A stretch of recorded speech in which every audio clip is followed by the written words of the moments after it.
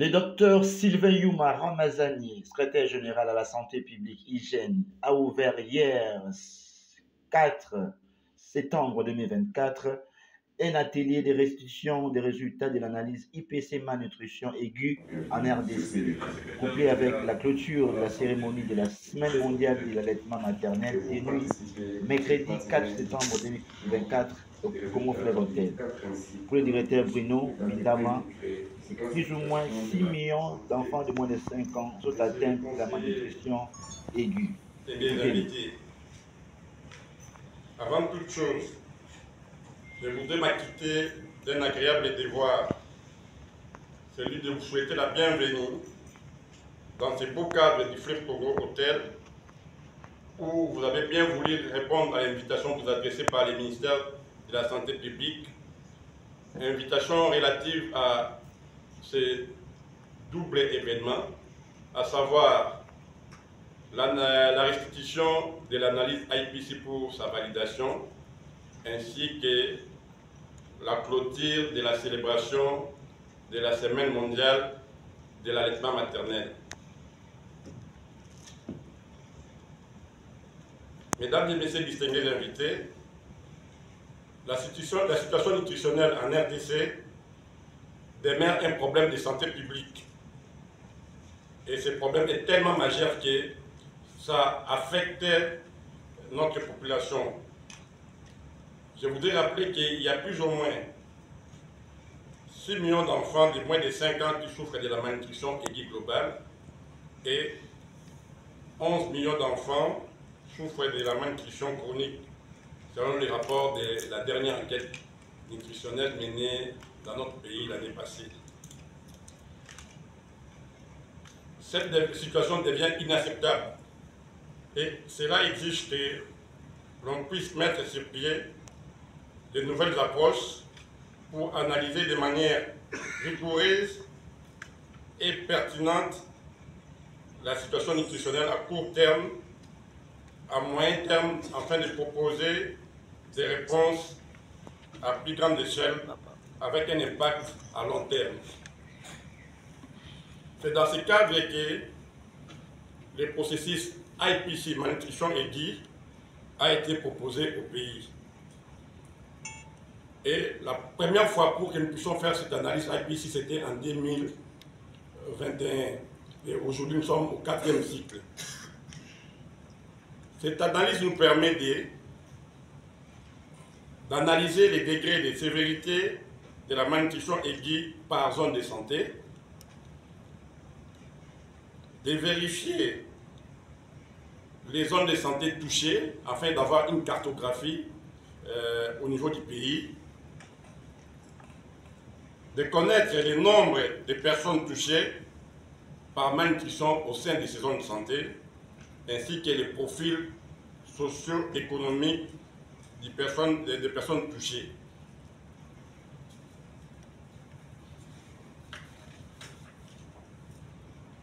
L'analyse IPC étant les moyens efficaces avec des portées internationales, elle nous permet donc d'avoir une cartographie en situation actuelle et en situation projetée des problèmes liés à la malnutrition. Ainsi donc, les résultats d'analyse IPC malnutrition aiguë sont à ce titre un outil de planification et d'orientation stratégique des interventions en faveur de la lutte contre la malnutrition.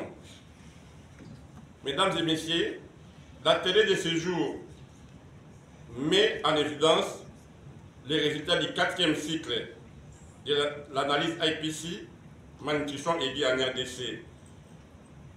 Ces résultats sont pour nous des défis que nous devons relever ensemble dans une action collective et efficace, orientée, sans complaisance et voir où les besoins sont les plus ressentis.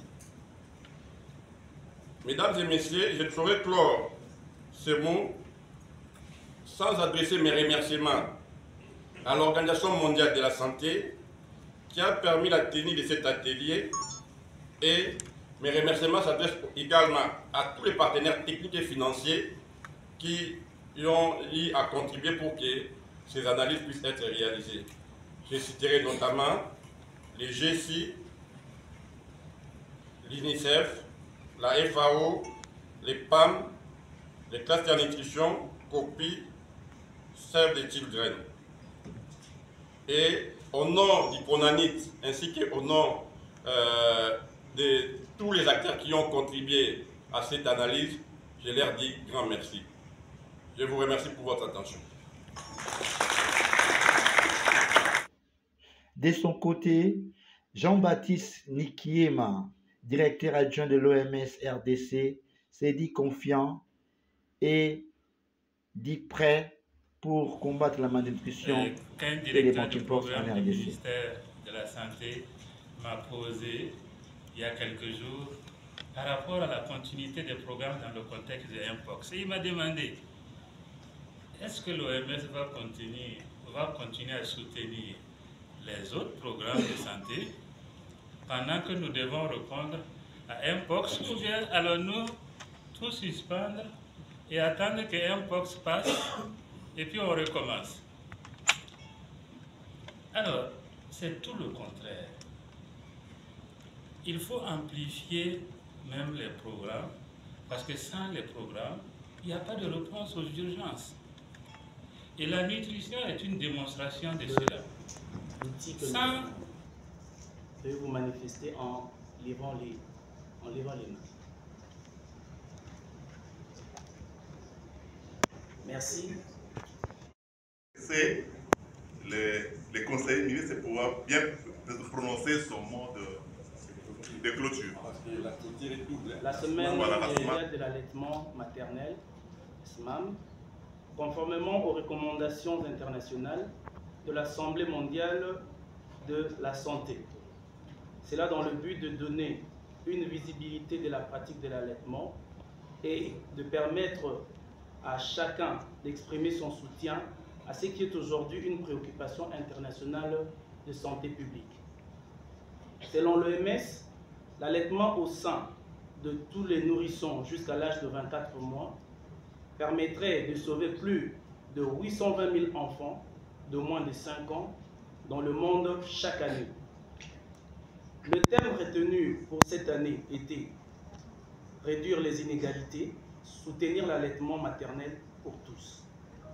Par ces thèmes, nous comprenons que l'allaitement peut agir comme un égalisateur dans notre société et qu'investir dans l'allaitement maternel et soutenir ce dernier permet de lutter contre les inégalités.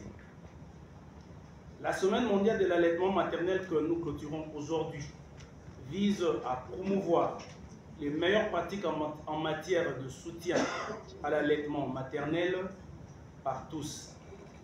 Elle vise également à encourager la femme à allaiter et à exercer son métier, qu'elle soit au foyer, commerçante, agricultrice ou travailleur dans des secteurs publics et privés, et par ricochet à améliorer le taux d'allaitement des enfants de moins de 24 mois.